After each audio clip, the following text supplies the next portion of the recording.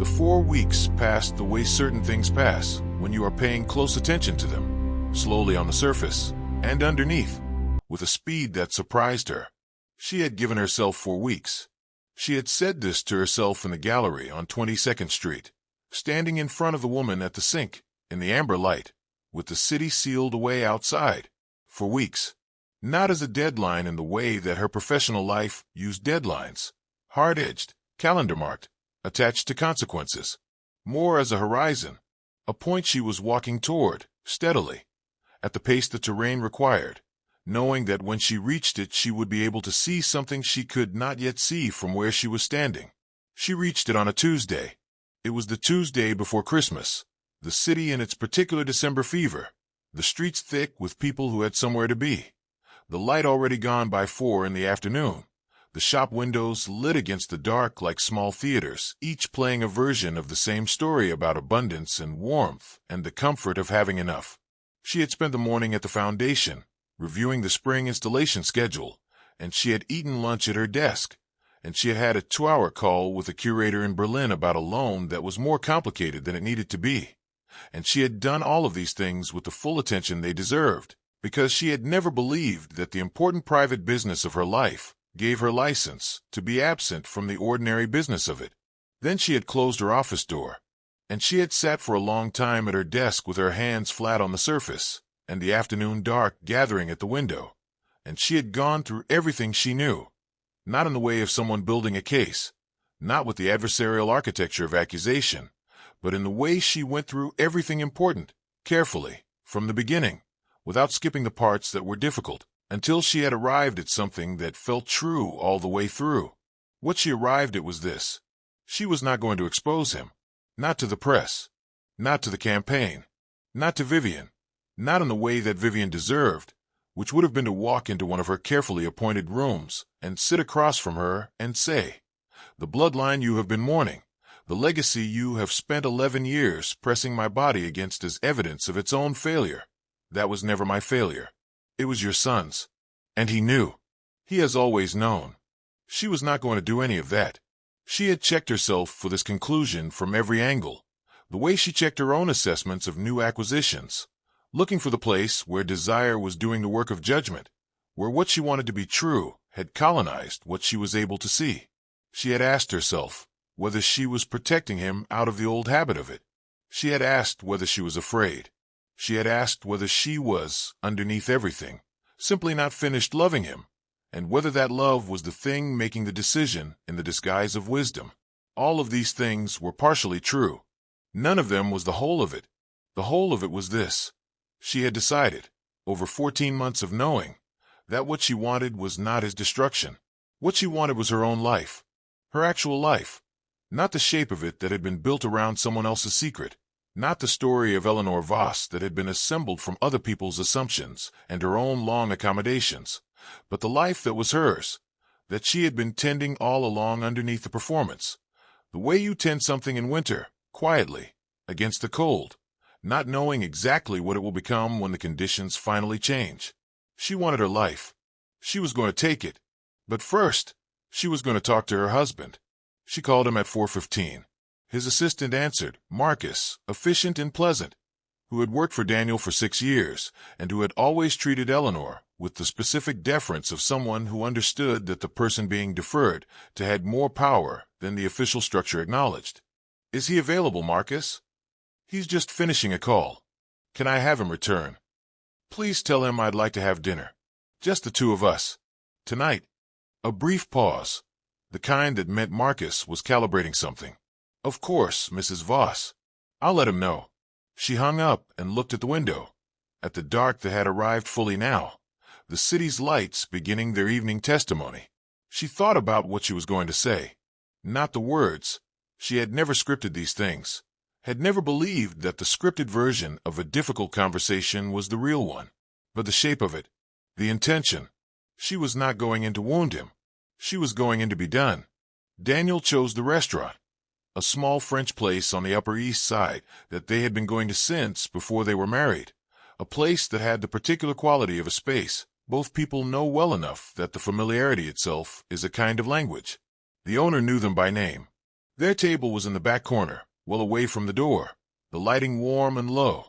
The room half full on a Tuesday, with the quiet concentration of people who had come for the food, rather than to be seen.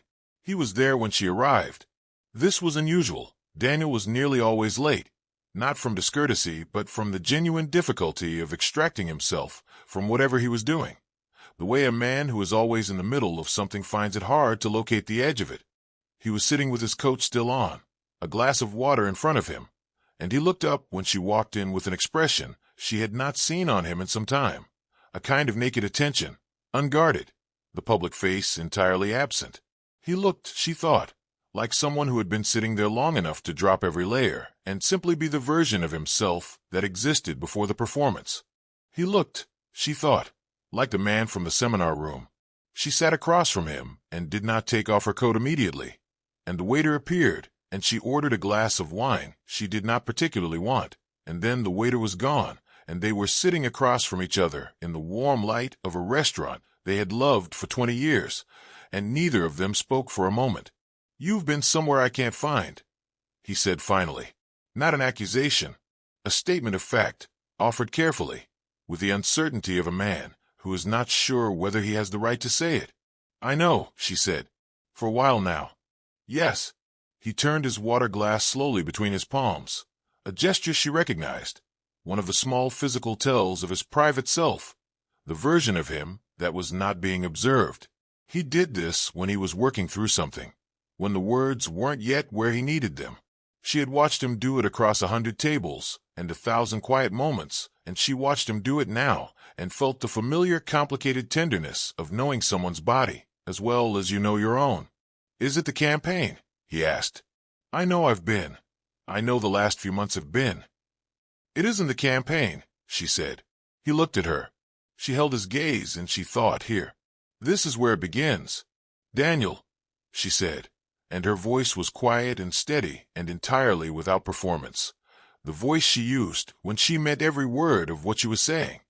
"I need to tell you something, and I need you to let me finish before you respond. Can you do that?" Something moved across his face, a wave of something she couldn't fully name, something between fear and relief, like a man who has been waiting for a door to open and is not certain he wants to see what's behind it. "Yes," he said.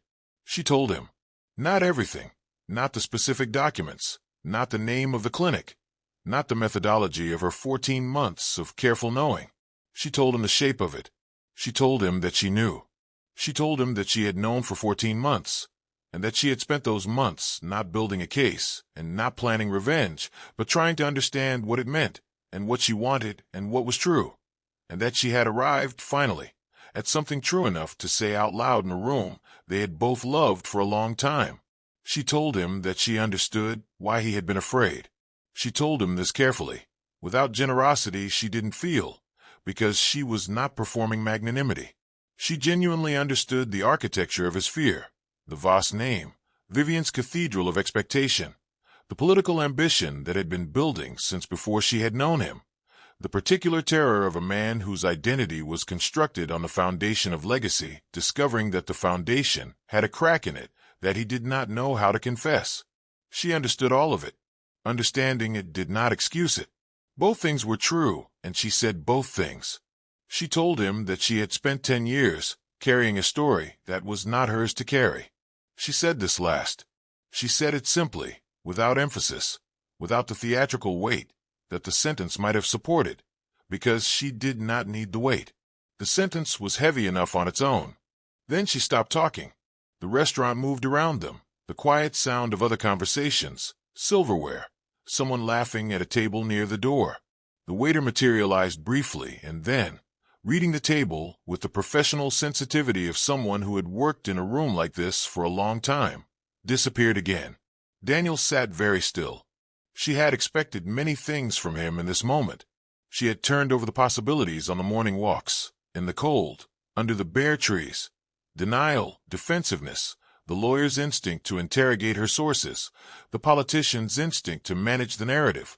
She had prepared herself for all of these, not with counter-arguments, but with steadiness, with the simple intention of not being moved from what was true. What she had not fully prepared for was what happened. He put his face in his hands. Not a gesture. Not a performance. She had watched him perform emotion enough times to know the difference. The slight calculation in the performed version, the awareness of how it was landing, the monitoring. There was none of that. He simply put his face in his hands the way a man does when there is nothing left to put between himself and what he's done. And he stayed that way for a long time. And she sat across from him and did not reach for him or speak, because this was not the moment for comfort. And she had learned long ago that giving comfort at the wrong moment was its own form of dishonesty. When he looked up, his eyes were wet. "How long did you know?" he said. And his voice was different, stripped of everything, the lowest register, the one she had heard perhaps a handful of times in 20 years. "I told you. 14 months. He absorbed this. She watched him absorb it, the timeline, the mathematics of it. The 14 months of galas and dinners and drives through the park and conversations about the campaign, and her hand across a table, and "I couldn't do this without you." She watched him understand what those 14 months contained and what they said about the quality of her knowledge and the nature of her patience, and she watched something in him break open, quietly, without drama, the way things break when they have been under pressure for a very long time, and the pressure finally finds a seam. "Eleanor," he said, and stopped. "You don't need to explain it tonight," she said. "I'm not asking for the explanation tonight." "Then what are you asking for?" She had prepared for this question. She had thought about it more carefully than almost any other question in her life, turning it in the cold air of the morning walks, weighing it against every version of herself she could access. The 32-year-old in the waiting room, the woman at the gala with the composed smile, the woman in the gallery in front of the photograph at midnight.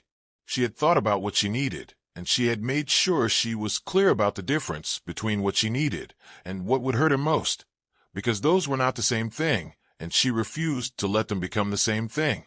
"I'm asking for honesty," she said. "Real honesty. Starting now. Not managed information. Not the version that protects the campaign or protects your mother or protects the story we've been telling. The actual truth, between the two of us, about what we are and what we want and whether there is anything here worth." She paused, chose the word carefully. "Rebuilding." He looked at her across the table. She held his gaze with the steadiness that had taken her 20 years to develop, and that was, she understood now, one of the most genuinely hers things about her. This capacity to remain present inside difficult things, without flinching away from them, and without manufacturing a feeling she didn't have. "I don't know if I deserve that," he said. "You probably don't," she said, and her voice was not unkind. "But I do."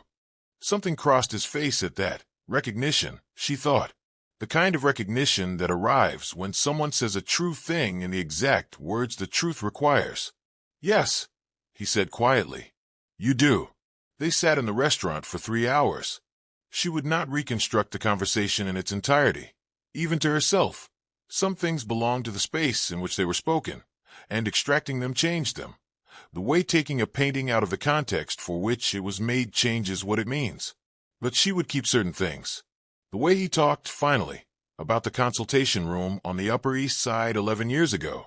The particular quality of his voice when he described sitting in that room alone. The doctor's careful language. The drive home afterward. How he had sat in the parking garage for 45 minutes before he could make himself start the car.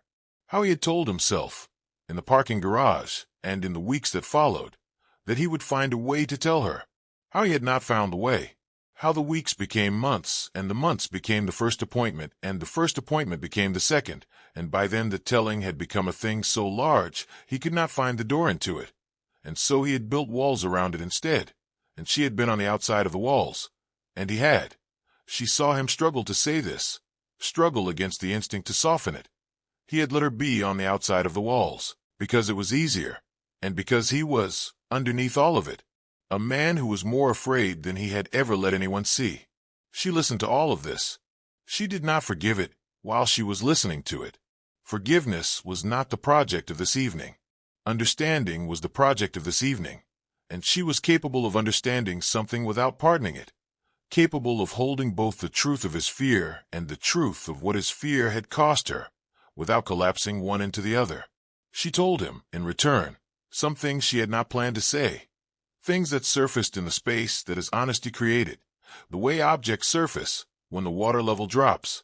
She told him about the quiet agency she had found in carrying the story, the interior room it had given her. She told him this without excusing it, the same way he had spoken without excusing himself, simply naming what was true, because they had agreed, tonight, that naming what was true was what they were doing. He was quiet for a long time after she said it. "I never knew you needed a room I couldn't enter," he said finally. "I'm not sure I knew it either," she said, "until I had one." This, she thought, was the truest thing either of them said all evening. They did not resolve anything that night. She had not come to resolve anything. She had come to begin the process of being honest with each other in a way they had not been, for reasons that were, she now understood, not entirely one-sided, which was a complicated thing to understand and an important one. She had come to say, "I know what I know, and I am no longer willing to carry it alone, and what happens next depends on whether you are willing to be in the same room as the truth." He was willing. She could see it in him, the specific quality of a man who has put something down that he has been carrying for a very long time, and who is experiencing not relief exactly, because the thing he has put down has left damage that relief cannot immediately address, but something more foundational than relief, the return of solid ground. She recognized it, because she had been looking for her own solid ground for 14 months. She went home alone that night. He did not ask to come with her. He understood, without being told, that she needed the night alone, needed the apartment to herself, needed to sit in the rooms of their shared life, without him present, and feel what she felt without the complication of his presence. He held her coat at the restaurant door, and she thanked him and stepped out into the December cold and walked the 2 blocks to where their car waited, and she sat in the back and looked out at the city moving past the windows, and she felt, not relief, not victory, not the dramatic catharsis of a story resolving. She felt the particular quality of having done something very difficult in exactly the way it needed to be done, which was its own quiet reward, and which was, she thought, enough. For tonight, the apartment was dark when she arrived. She did not turn on all the lights.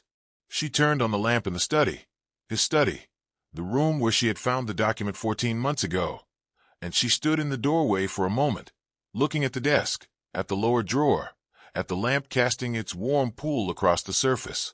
She walked to the desk, and she opened the lower drawer, and she found the manila envelope, still there, still in its position, exactly as she had left it 14 months ago. And she took it out, and she sat down in his chair, in the pool of lamplight, and she looked at the envelope for a long time. Then she put it in her coat pocket, not as evidence, not as leverage. She took it because it was part of her story, and she had decided that her story belonged to her, all of it, the parts she had been given, and the parts she had found, and the parts she had carried for longer than was fair. She took it because leaving it in his drawer felt, finally, like a form of deference she was no longer willing to perform. She would decide later what to do with it. That was fine.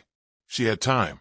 She walked through the apartment, their apartment, with its view of the park and its carefully chosen objects, and its rooms that still held the residue of 20 years of 2 people living in proximity to each other, all the sediment of shared life.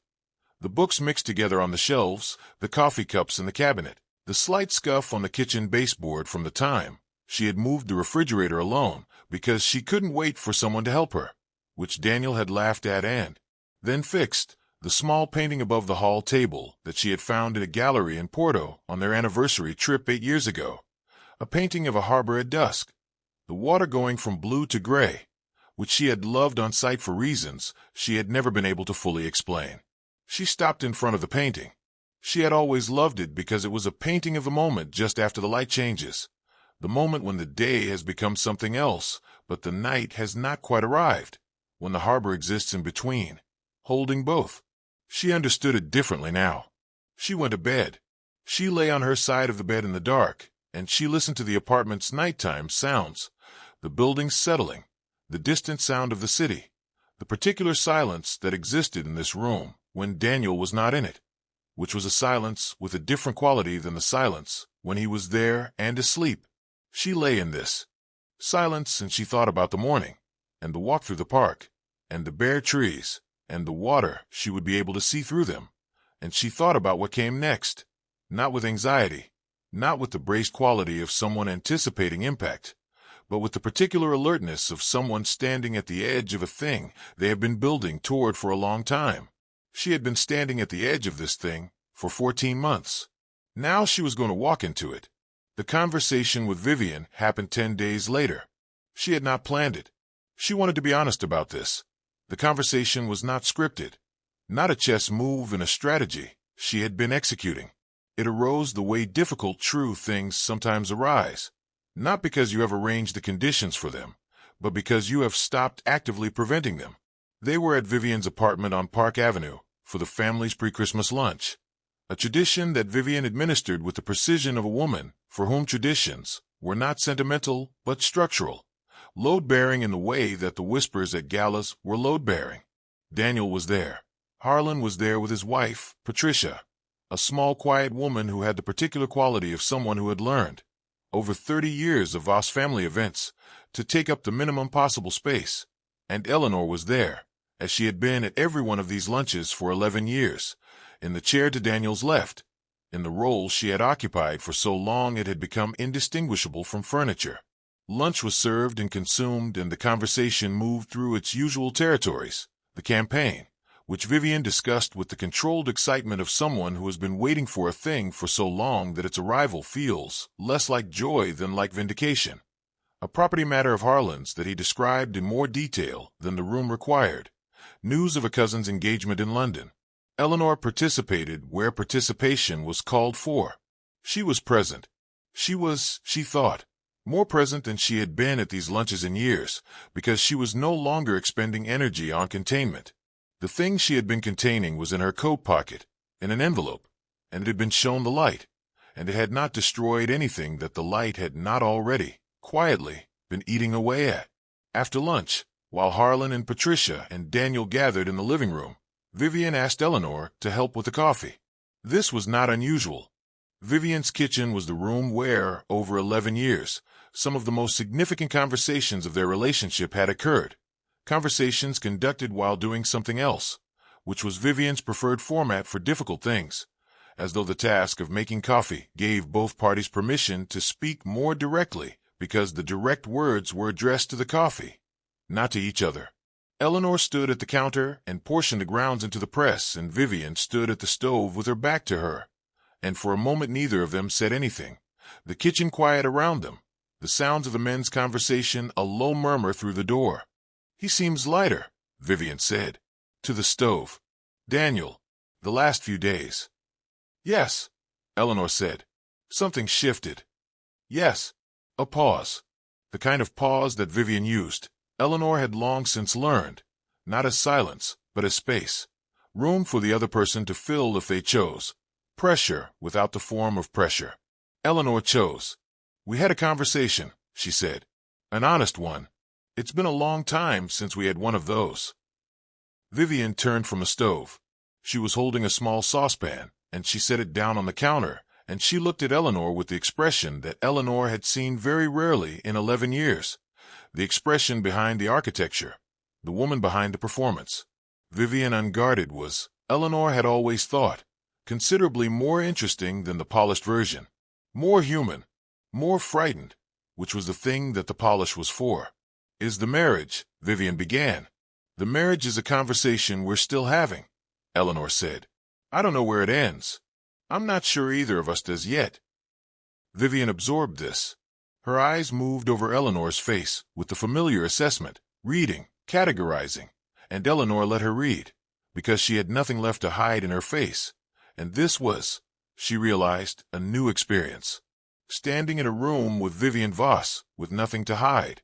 "You've been carrying something," Vivian said finally, and her voice was different, quieter, stripped of its management. "For a long time. I've seen it. I chose not to." She stopped, pressed her lips together briefly. "I chose not to ask." "I know," Eleanor said. "I should have asked." The sentence arrived in the kitchen with the weight of something that had been held for a long time and had finally been set down.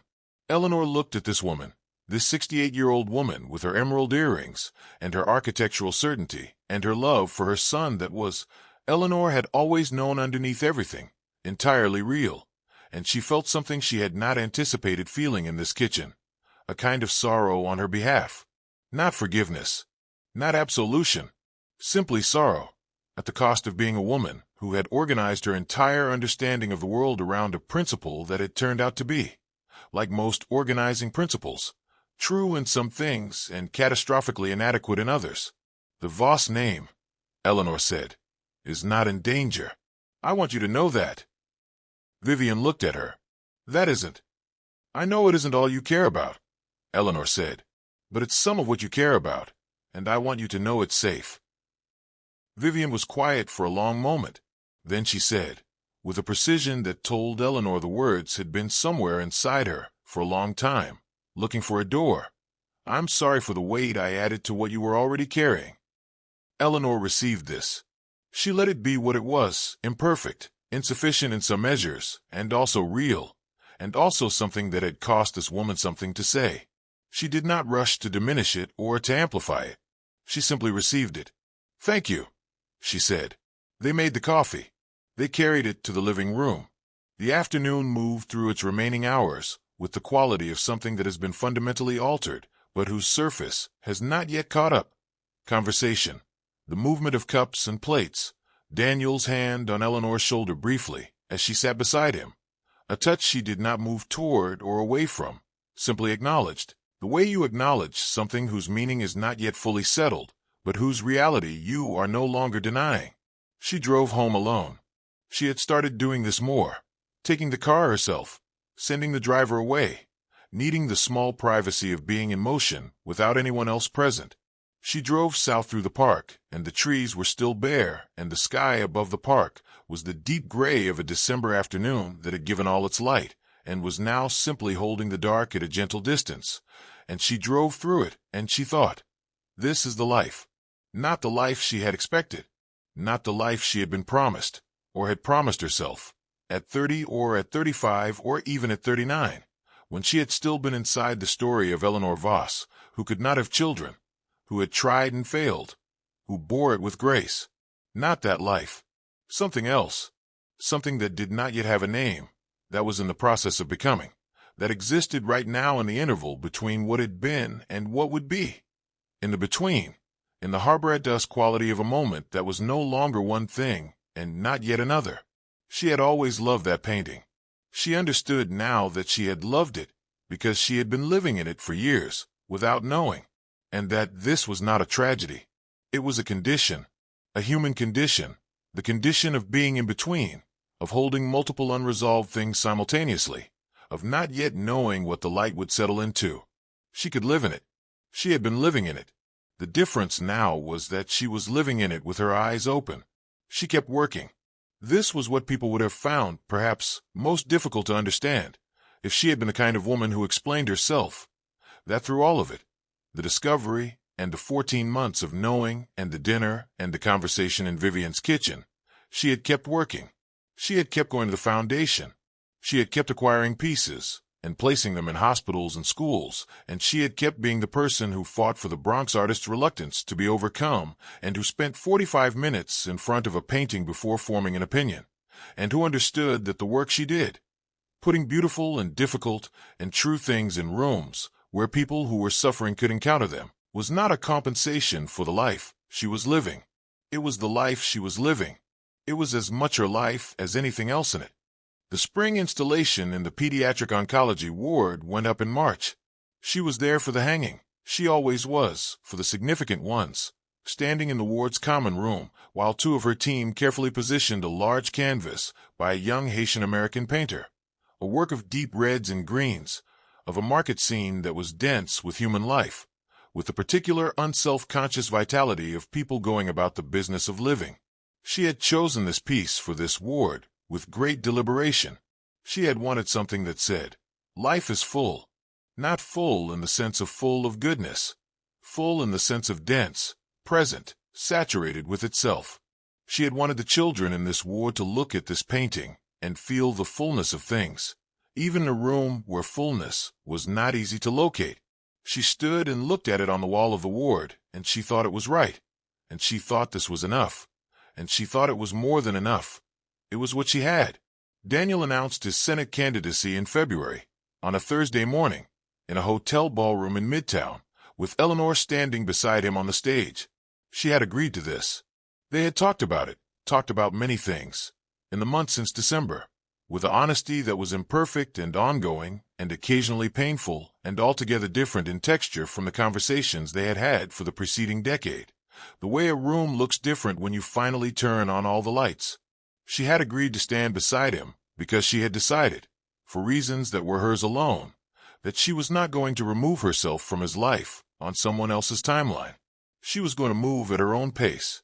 She was going to remain for now, in the marriage, not in the old marriage, the one built on accommodations she had not known she was making, but in this new, stranger, more honest version of it that had no template and no guarantee, and that required her to be present in a way that was sometimes very hard. She stood on the stage beside him. He spoke well. He spoke about public service and New York, and the particular responsibility of people who had been given much toward those who had been given less. He was not lying exactly. These were things he believed, in the way that complicated people believe complicated things alongside other things that are harder to name. She stood beside him, and she held her composure, and she thought about none of it and all of it, and she kept her eyes on the room in front of her, the upturned faces, the cameras, the moment organizing itself into the image it would become. Afterward, in the elevator going up to the suite, it was just the two of them. The staff had gone ahead. There was a brief gap in the choreography, and in the elevator Daniel turned to look at her, and he said, in the low voice, the private one, "Thank you." She looked at him. She thought about what the thank you contained. She thought about what she had given him today, and what it had cost her, and what she had kept for herself, which was, she was learning, the most important accounting.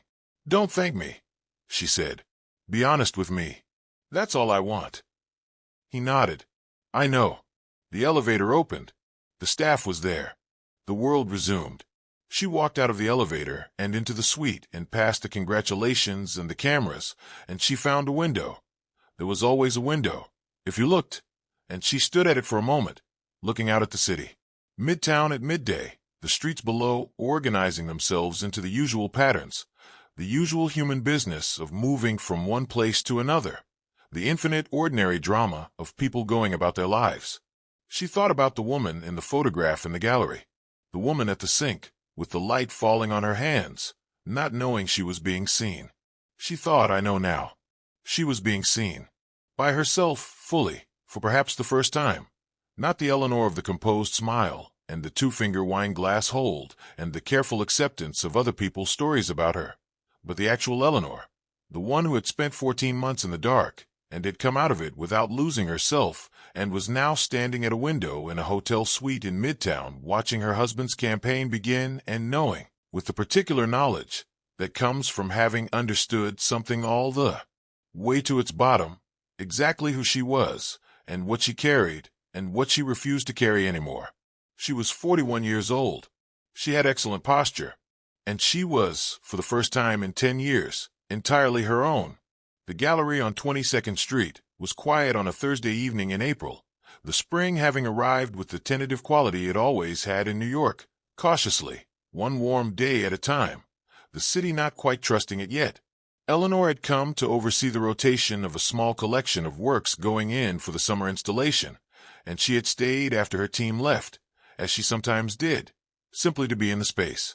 She walked its length in the good light, the natural light now. The evenings longer, the west-facing windows full of the late afternoon gold. That was one of the reasons she loved this room.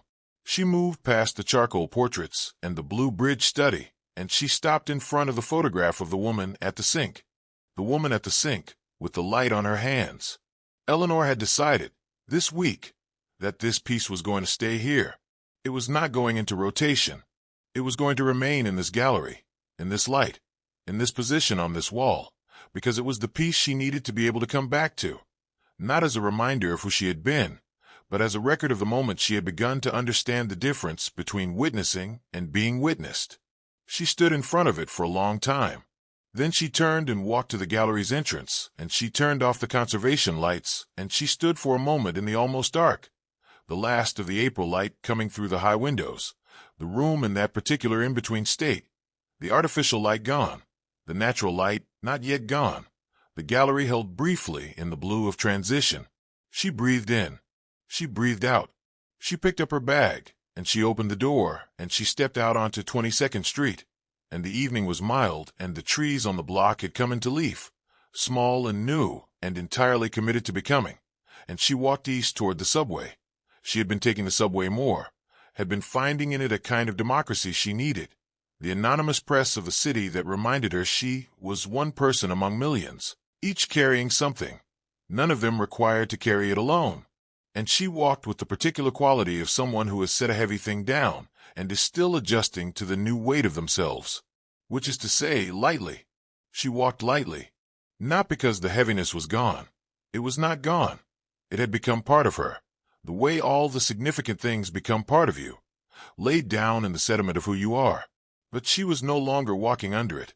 She was walking with it, beside it, through it, in the way that you walk with the significant things, when you have finally made room for them in your actual life, instead of carrying them in the dark apart from it. She went down into the subway. She found a seat. She sat with her bag on her lap, and the train moving under the city. And around her people were reading and listening, and staring at the middle distance, and doing the invisible interior work that people do in transit, in the between spaces, in the moments that belong to no one particular place. She looked at her hands in her lap. They were her hands, the hands of a 41-year-old woman who had built something that mattered, who had loved someone imperfectly and been loved imperfectly in return, who had carried a story that was not hers for 10 years and had set it down without destroying everything in the process, which had required more from her than anything she had ever done, and which had given her in return something she could not have acquired any other way herself. She looked at her hands. The train moved through the dark under the city, carrying everyone, and Eleanor Voss looked at her hands and thought, there I am. That's Eleanor's story.